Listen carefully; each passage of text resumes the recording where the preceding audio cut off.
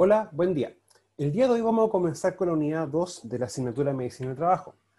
Los contenidos a desarrollar en esta unidad van a ser riesgo general, enfermedades profesionales y organización del trabajo. A modo de refrescar un poco conocimientos previos, o ya que tenemos que, más que conocimientos previos, en realidad son elementos que debemos tener ya internalizados, o conceptos que debemos tener internalizados, como por ejemplo lo que muestra esta secuencia, que es peligro, riesgos, medidas de control y consecuencias, ¿ya? Recuerden que los peligros se identifican, y más adelante vamos a repasar el concepto de peligro. Ahora, los riesgos tienen que siempre reconocer, se deben reconocer, o se reconocen y se evalúan. Claro, porque uno se pregunta el peligro, ya, ¿cómo yo interactúo? ¿Cómo yo puedo tener una interacción o un contacto con mi peligro? Recuerden que el peligro también vamos a entender que es foco, situación, acto, condición, o lo que nosotros realizamos día a día en el trabajo, o también se puede configurar como una característica o condición del mismo trabajo, o del ambiente de trabajo también. Ahora, los riesgos es importante siempre reconocerlos, ¿ya? Y para luego evaluarlos. Ahora, nunca hay que perder el horizonte de que la evaluación de riesgo va a ser distinta. Me explico. Una evaluación de riesgo por motivo de seguridad industrial va a tener una estructura de realización, ¿ya? Y, por ejemplo, puede ser con un BEP, un valor esperado de pérdida, ¿ya? Como estamos viendo, por ejemplo, la asignatura de emergencia en catástrofes, si queremos hacer una evaluación de catástrofe, ahí tenemos riesgo en función de amenazas, ¿ya? Que también es algo bien distinto. Si, por ejemplo, tenemos una instalación donde tenemos un silo con combustible o con un gas inflamable o algún producto que pueda tener algún tema de explosión asociado a temperaturas y presión, que no necesariamente tiene que ser un combustible, también hay sustancias que pueden pasar a fase gaseosa muy sencillamente, como por ejemplo un hidróxido de amonio o un ácido, ¿ya? Uno puede utilizar un método PROBIT, que en la práctica es estimar, ojo, estimar un radio de explosión en función de si realmente explota, por ejemplo, un silo con una cantidad o con una sustancia de un volumen X, ¿ya? Por lo tanto, uno va definiendo zonas de riesgo. Otra forma también de hacer evaluaciones de riesgo es en higiene industrial. Y en higiene industrial tenemos que ver que van a haber evaluaciones ambientales, ¿ya? O sea, en el ambiente de trabajo, evaluaciones en el trabajador, o sobre el trabajador, mejor dicho, y cuando queremos ver alguna dosis, por ejemplo, en el caso de ruido, una evaluación también ambiental en caso de ruido, pero cuando uno quiere evaluar en sí al trabajador, también tenemos, por ejemplo, un examen médico, ya que en el caso de ruido va a ser, por ejemplo, una audiometría, y ahí se ve directamente el estado del oído del trabajador, más en específico el oído medio.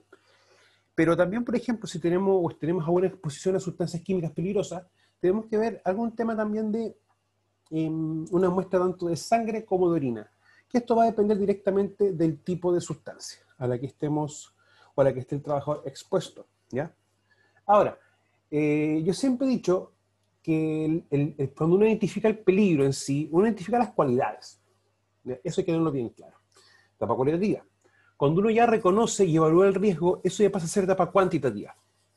Por lo tanto, teniendo las cualidades y la cuantificación de las características de dichas cualidades, tenemos que empezar a trabajar con las medidas de control. Y estas van a ser en el trabajador y en el ambiente de trabajo. ¿Para qué? Para poder evitar dos elementos o dos consecuencias que se pueden dar producto de algún manejo equivocado, ¿ya? O una mala evaluación de riesgo, o no haber implementado, por ejemplo, la o las medidas de control, que pueden ser los accidentes del trabajo y las enfermedades profesionales. Recuerden que la diferencia primaria entre ambos conceptos es el tiempo. El accidente es inmediato y la enfermedad es progresiva, ¿ya? Ahora, también van a haber diferencias legales, porque el concepto de accidente del trabajo es un concepto mucho más amplio, que no solamente se trata de toda lesión que sufre un trabajador a causa con la ocasión del trabajo y que le produzca incapacidad y muerte, sino que también tenemos que entender que van a existir distintas diferencias con respecto a las definiciones operacionales. Tanto un accidente fatal, que pueden ser 2 tipos, accidente grave, que pueden ser 7 tipos, también los accidentes de trayecto, que esto recordar que no castiga la estadística, y también los accidentes que no califican como fatal ni grave ni como trayecto, que también se pueden considerar como un accidente del trabajo, ¿ya? Pero que no cumplen necesariamente con las definiciones profesionales. Ahora, peligro, foco, situación, acto y condición, y el riesgo, los cuales nacen cuando yo interactúo con mi peligro, ¿ya? Por tanto, muchas veces uno puede decir que el peligro es uno, Desde un punto de vista de seguridad industrial, desde higiene industrial, los peligros pueden ser varios. Sin embargo, los riesgos vienen,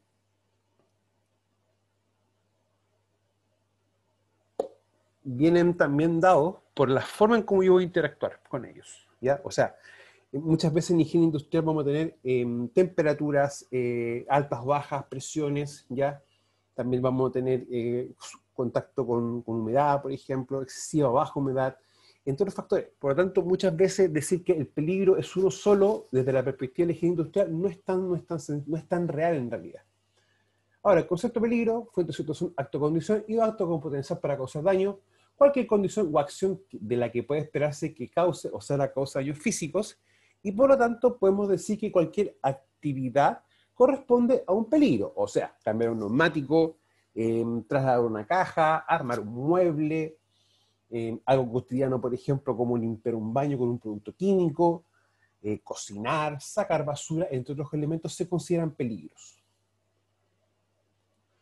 Ahora, también el peligro, por ejemplo, trabajar en altura, levantar una carga, conducir, reparar una pieza o equipo y piso resbaloso. Recuerden que siempre vamos a tener que recordar los actos y las condiciones, tanto actos y condiciones subestándar como actos como condiciones inseguras, que son conceptos distintos, pero que van muchas veces de la mano. Tampoco olvidar que los peligros se van a clasificar, ¿ya? Los peligros clase A, B y C. Los A pueden originar una incapacidad permanente o la muerte, los B pueden originar una lesión o enfermedad grave, y los clase C pueden originar una lesión o enfermedad leve. Nunca olvidar que también los peligros van a tener categorías, ¿ya? Como por ejemplo los mecánicos, eléctricos, fuegos y explosiones, sustancias químicas, físicos, biológicos, ergonómicos, fenómenos naturales y otros.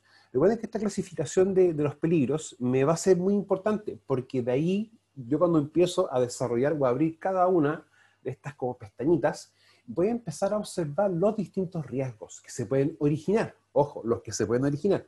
Quizás van a estar como peligro y vamos a tener que transformarlo en un riesgo, ¿ya? Por lo tanto, vamos a ver cómo se puede hacer eso más fácilmente, ¿ya? Para que también no nos olvidemos que todo riesgo, recuerden que siempre se va a originar de un peligro. Por eso es más correcto hablar de las categorías de peligros. Los riesgos también puede ser como la probabilidad de que un peligro pueda causar daño. Y es la probabilidad de ocurrirse un evento. Ejemplo, riesgo de caída, o el riesgo de ahogamiento también, por ejemplo, o el riesgo de contacto con superficie cortopunzante, o elemento cortopunzante, mejor dicho, contacto también, un riesgo de contacto con superficies con temperatura, ya superficie caliente o superficie fría. Y vamos a también darnos cuenta que no es lo mismo muchas veces. Por eso es bueno separar y definir claramente. Con respecto a los riesgos, chiquillos, estos nacen cuando interactúan con el peligro. Ejemplo, riesgo de contacto de energía, riesgo de incendio, de derramamiento. Por lo tanto, debe haber un contacto, interacción y o contacto con un peligro, ¿ya? Y si no hay, no hay riesgos. Ya, muchas veces uno dice, no, que no hay riesgo, riesgo es cero. Ya, la única forma de poder decir que el riesgo es cero es que mi peligro sea cero. O sea, ya habiendo un peligro va a haber una forma de interacción. Y esa forma de interacción la vamos a llamar riesgo.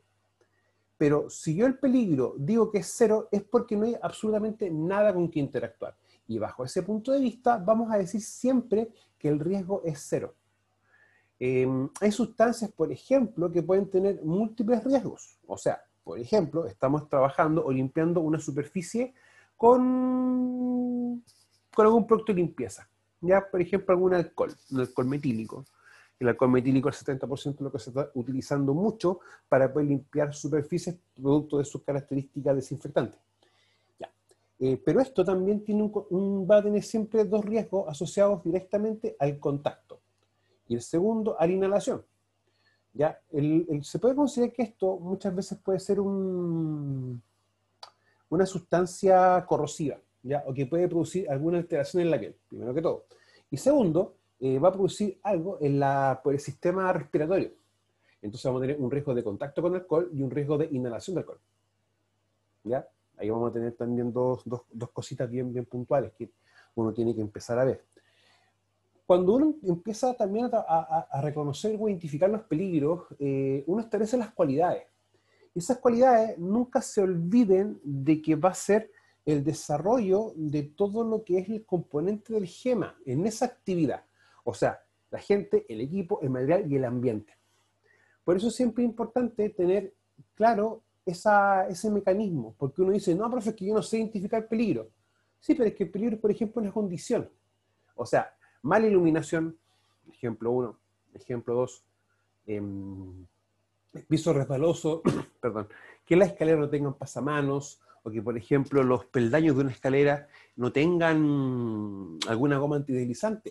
Y ahí uno empieza a identificar los distintos peligros que podemos tener presentes en nuestro trabajo. Tampoco olvidar que los peligros también se van a clasificar. ¿Ya? Por ejemplo, tenemos el inherente, adquirido y el puro. Los inherentes son los propios de la materia, como por ejemplo los explosivos. Los adquiridos es cuando un riesgo material no existe y este se agrega, como por ejemplo utilizar un cuchillo como destornillador. Y el riesgo puro solo existe la opción de perder. Por ejemplo, trabajar en altura sin arnés, ¿ya? O utilizar, por ejemplo, un tambor y sobre ese tambor colocar una escalera. Y ahí vamos a darnos cuenta que en la práctica van a existir muchos riesgos que van a nacer no solamente por una condición del medio, sino también por un acto del trabajador. Ahora, ejemplos de riesgo. Cuando uno quiere ver ejemplos de riesgo, uno siempre tiene que primero partir por identificar el peligro. Y el peligro, si no lo identifico claramente, lo que pueda estimar como riesgo van a ser cosas aisladas, ¿ya? Pero siempre es bueno identificar bien el peligro, porque desde ese punto de vista yo voy a establecer el contexto, ¿ya? Ahora, si el peligro es cocinar, vamos a tener que empezar a reconocer los distintos riesgos, ¿ya? Para luego empezar a ver cómo los podemos ya tipificar ya como riesgo en sí para poder evaluarlos. O sea, identifico mi peligro, reconozco los riesgos y luego los evalúo. En función de las características de mi peligro, después va a ser cómo yo voy a definir la o las medidas de control, ¿ya? Siempre recordar que no necesariamente una medida de control es la necesaria. A veces vamos a tener que tener 2 o 3 medidas, o medidas previas para yo poder empezar también a trabajar. Ahora, los riesgos que podemos encontrar dentro de la actividad cocinar, por ejemplo, puede ser contacto con objetos calientes, riesgo de incendio, contacto con objetos cortantes y o punzantes y otros, ¿ya? Cuando uno, por ejemplo, otro ejemplo de riesgo básicamente acá puede ser la exposición a temperaturas, ¿ya? O también exposición a humedad. Eso también se puede dar alguna condición. Si, por ejemplo, la gente no tiene un buen procedimiento para poder cocinar, quizás puede dejar mugre en el piso y eso puede transformar el piso en que sea resbaloso. Tampoco olvidar que el origen del riesgo. El riesgo de incendio, por ejemplo, de atrapamiento, existe y es transversal. O sea, va a estar en prácticamente todos los rubros o actividades humanas. Pero independiente de que ese riesgo se pueda materializar en muchas actividades económicas, uno piensa, ¿y todos tienen el mismo origen o la misma forma? ¿Ya? Esos chiquillos, siempre tenerlo en mente. Porque uno dice, perfecto, riesgo de incendio, puede tener en una construcción, en una oficina, en un taller mecánico, y una bodega, por ejemplo, que almacena sustancias peligrosas, y una empresa que realiza trabajos eléctricos. Claro, todo es incendio, pero resulta que vamos a tener un incendio clase A, clase B, o fuego, mejor dicho, clase A, clase B, clase C. O sea, van a tener un origen eléctrico, un origen de que se está quemando, por ejemplo, un plástico, una madera, ¿ya? O también que se está quemando un combustible. Y ahí tenemos el tema, ¿ya? Recuerden que el incendio es un incendio, un fuego fuera de control, y eso va a ser transversal para todos. El origen del fuego no es lo mismo, porque cada tipo de medida de control que uno quiere implementar, o mejor dicho, agente de extinción, va a ser específico para cada clase de fuego. No olvidar nuevamente las categorías de peligro, ¿ya? Y vamos a empezar también a desarrollar los más importantes. Por ejemplo, tenemos los peligros mecánicos, ¿ya? Y si ustedes se van dando cuenta, esto está netamente cómodamente como peligros. Pero la pregunta es, ¿cómo yo puedo transformar estos peligros en riesgos? Porque digo objetos cortantes. Para mí eso es un peligro, porque va a ser una condición de un elemento. Pero el riesgo viene asociado, por ejemplo, a establecer cuál va a ser la interacción. O sea, vamos a tener una interacción ¿ya? Un contacto, una exposición, una inhalación. Por lo tanto, ¿qué sería lo más correcto? Contacto con objetos portantes. Contacto con objetos punzantes, ¿ya? Circular por áreas donde hay tránsito de vehículos, ¿ya?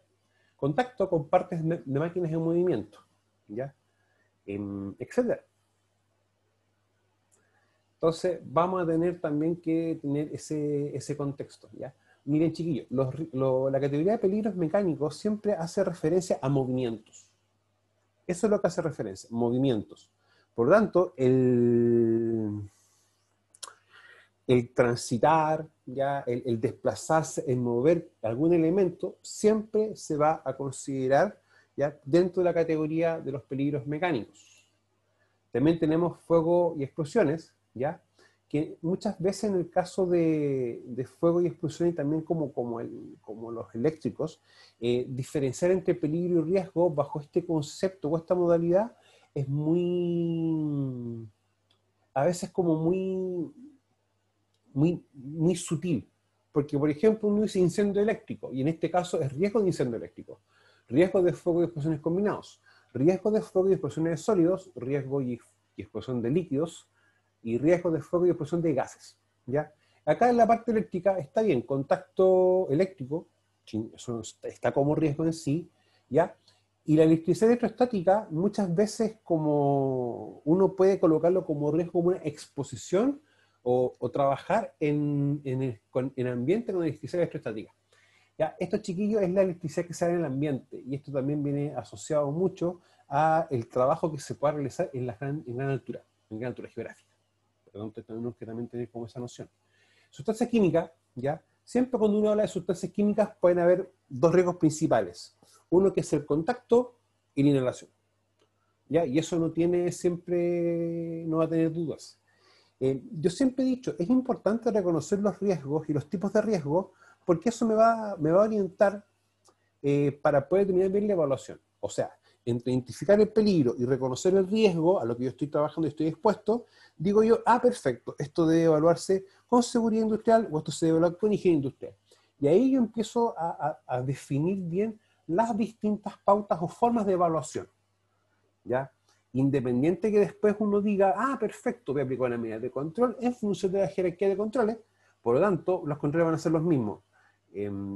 Ojo y ojo con eso. Los controles quizás no van a ser los mismos, pero hay que diferenciar de que van a ser del tipo elemento de protección personal, riesgo de tipo o control administrativo y control de ingeniería. Recuerden que esos son los tres, pero de la versión cortita. La versión más grande de la pirámide tiene 5 partes. Pero nosotros utilizamos siempre las 3 últimas, porque en realidad es lo más práctico. Claro, yo digo, perfecto, no es que sean todas las pertenecientes iguales, o sean todas iguales. Lo que sí hay que tener claro es que van a pertenecer a familias iguales, pero el desarrollo o el contenido de cada una va a ser distinto. O sea, por ejemplo, elemento de protección personal, yo sé que va a tener protección visual, protección respiratoria, protección para manos, protección para trabajo en altura. Entonces los EPP no van a ser como grupo, sí, pero en los tipos vamos a tener la diferencia. En físicos tenemos los que tenemos acá, como exposición a ruido, condiciones de iluminación, exposición a carga térmica, ¿ya? Exposición a radiaciones no ionizantes, exposición a radiaciones ionizantes y exposición a vibraciones. Y en los biológicos tenemos virus, exposición a hongos, exposición a bacterias. ¿Ya? Y si ustedes se van dando cuenta, quizá yo puedo tener un riesgo biológico, pero que quizás para algún trabajo de limpieza puede estar expuesto a alguna serie de riesgos de origen químico. Entonces vamos a tener que darnos cuenta que quizás para poder controlar un tipo de virus, por ejemplo, o algo biológico, también vamos a estar expuestos a otro riesgo, que va a ser la exposición y la manipulación de sustancias químicas peligrosas.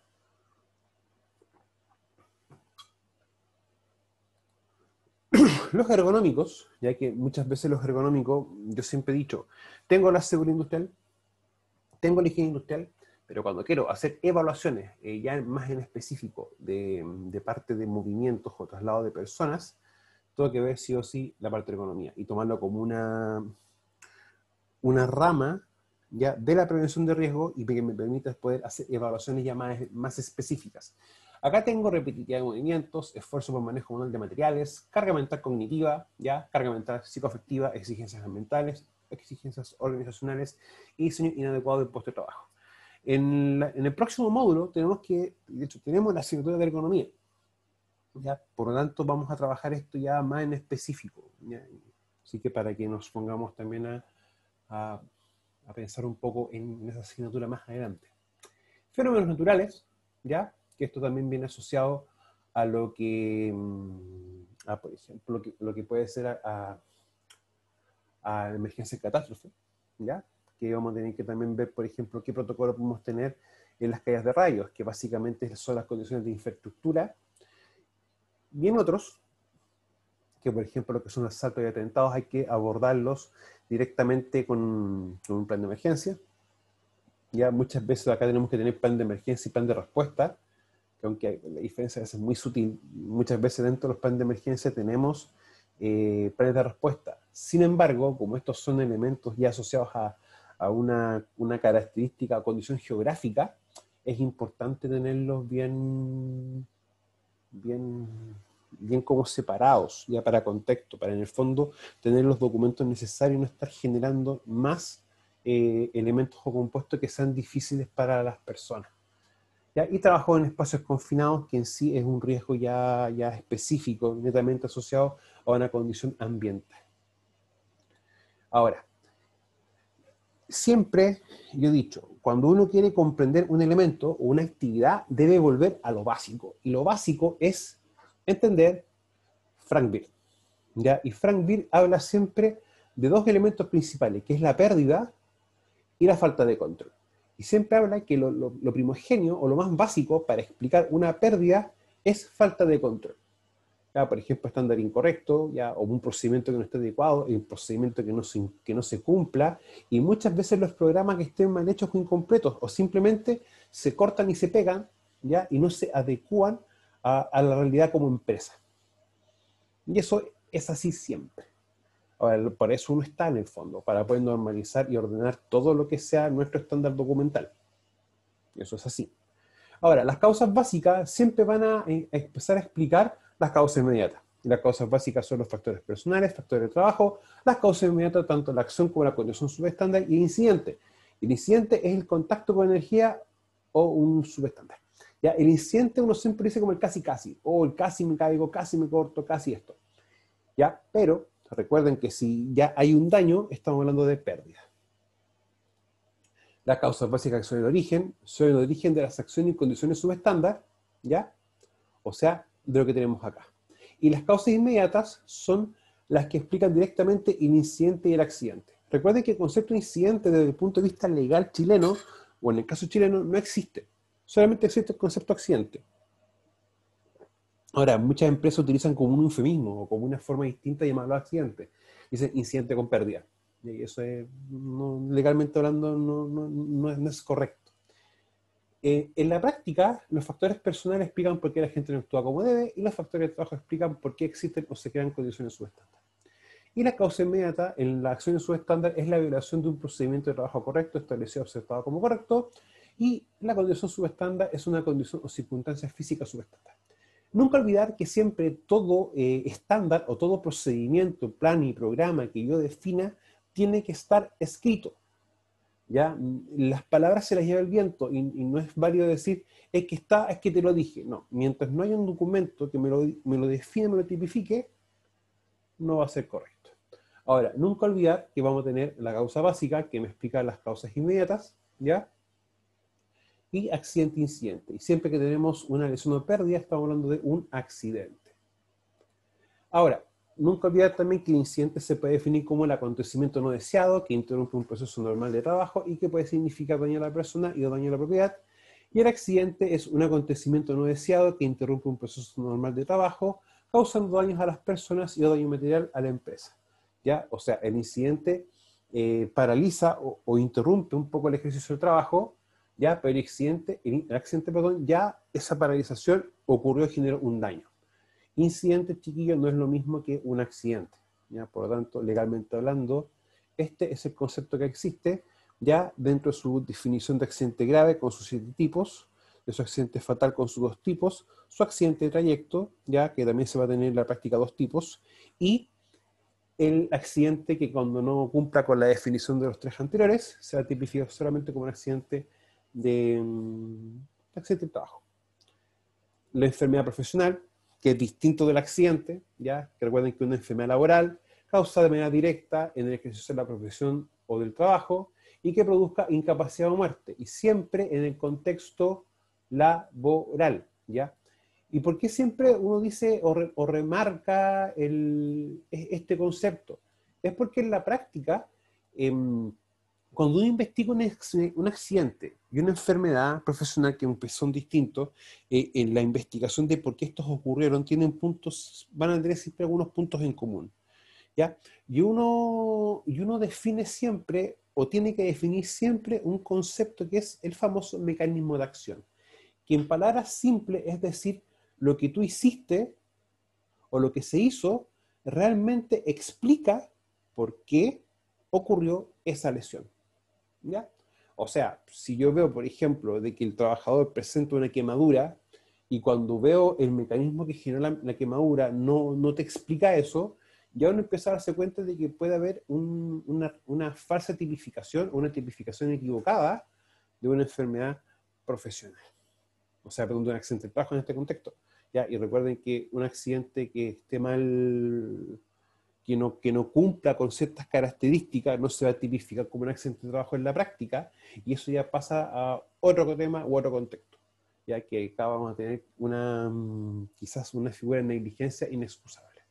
O sea, no es accidente del trabajo. Bueno, definición de enfermedad profesional, yo siempre he dado dos definiciones, que es la formal y la técnica. ¿Ya? La formal es la que causada de una manera directa por el ejercicio de la profesión o trabajo que realice una persona y que le produzca incapacidad o muerte. Y la definición técnica, que es el deterioro lento y paulatino de la salud del trabajador producido por una exposición crónica a situaciones adversas, sean estas producidas por el ambiente en que desarrolla el trabajo o por la forma en que éste está organizado. Y esto es importante, chiquillos, cómo nosotros organizamos el trabajo, ¿ya? Y siempre uno tiene que empezar como a apelar a distintos criterios, ¿ya? Para poder, ¿cómo se llama? Definir el desarrollo de un trabajo, ¿ya? O sea, horas del día, por ejemplo, ver condiciones climáticas, ¿ya? Ver también temas de espacios, entre otros elementos. Bueno, eso lo vamos a ir conversando un poco más la próxima semana, ¿ya? Ahora, cuando habla de deterioro lento y paulatino, tampoco olvidar el concepto de latencia, ya que en el fondo el concepto de latencia hace referencia al desarrollo de una enfermedad, ¿ya? Y que se empiezan a presentar lentamente algunos síntomas que en algunos casos no se hacen muy perceptibles, hasta un punto en el que ya el trabajador va a presentar una enfermedad ya declarada. Ojo, nosotros no vamos a declarar la enfermedad como experto en prevención de riesgo, sino que eso tiene que hacerlo un ente, una comisión en realidad, ya que va a estar siempre definida, en este caso, por la superintendencia y la mutualidad respectiva que esté adherida la empresa.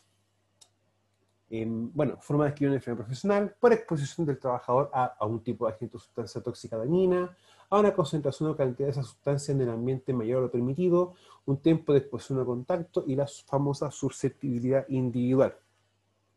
Personas distintas, características distintas, cuerpos distintos, vamos a tener también diferencias o facilidades o quizás algo que genere que una enfermedad profesional se desarrolle de una manera más lenta.